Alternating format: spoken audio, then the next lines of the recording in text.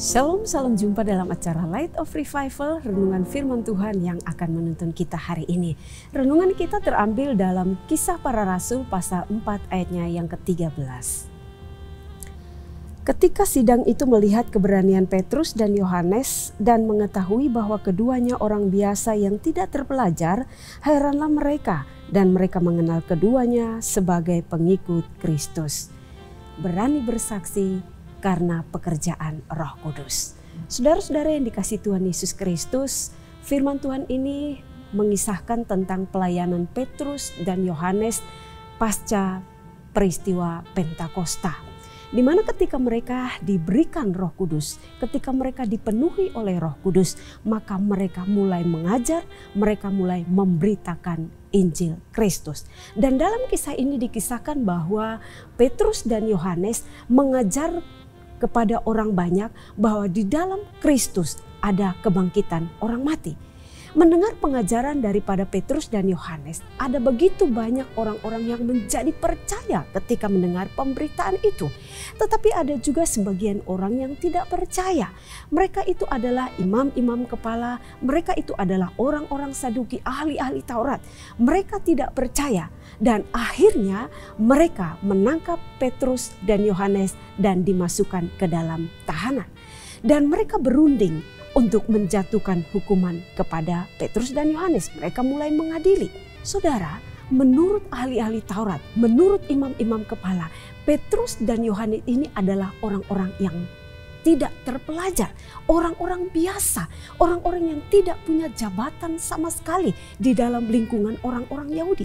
Tetapi mereka heran, mereka takjub dengan pengajaran daripada Petrus dan Yohanes.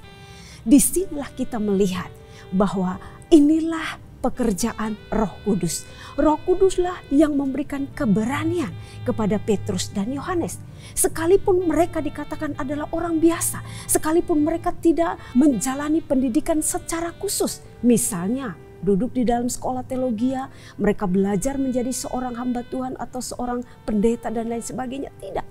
Tetapi karena pekerjaan Roh Kudus, mereka diberi keberanian, mereka diberi hikmat dan diberi kemampuan berani untuk memberitakan Kristus di depan banyak orang. Ini juga menjadi pelajaran bagi saya dan saudara.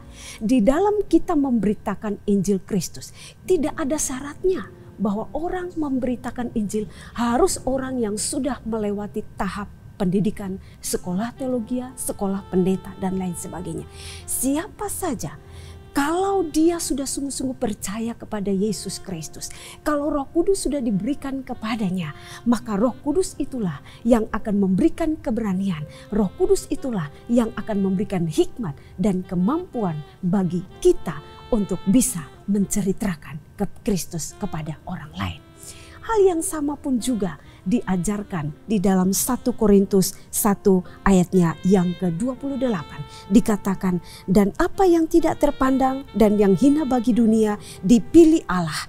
Bahkan apa yang tidak berarti dipilih Allah untuk meniadakan apa yang berarti. Jadi Bapak Ibu Saudara, Tuhan dapat memakai siapa saja untuk menjadi pemberita-pemberita Injil.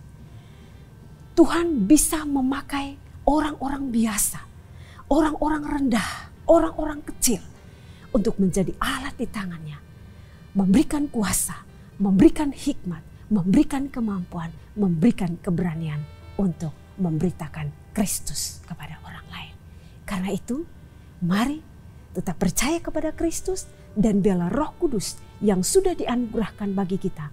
Roh Kudus itulah yang akan menuntun dan memampukan kita untuk memberitakan Injil kepada orang banyak. Tuhan Yesus memberkati kita. Mari kita berdoa. Bapa, terima kasih untuk firman Tuhan pagi hari ini. Kami bersyukur bahwa kami adalah orang-orang kecil, orang-orang biasa. Tapi karena pekerjaan Roh Kuduslah yang memberikan kemampuan bagi kami, kuasa dan keberanian bagi kami untuk dipakai menjadi alat di tangan Tuhan, memberitakan Injil kepada orang lain. Pakailah kami orang-orang yang kecil dan orang-orang yang biasa ini menjadi alat di tangan-Mu seturut dengan kehendak-Mu. Terpujilah Tuhan kekal selama-lamanya. Amin. Jemaat Tuhan, mari terus jadikan firman Tuhan sebagai pelita dan terang bagi jalan hidup kita. Shalom.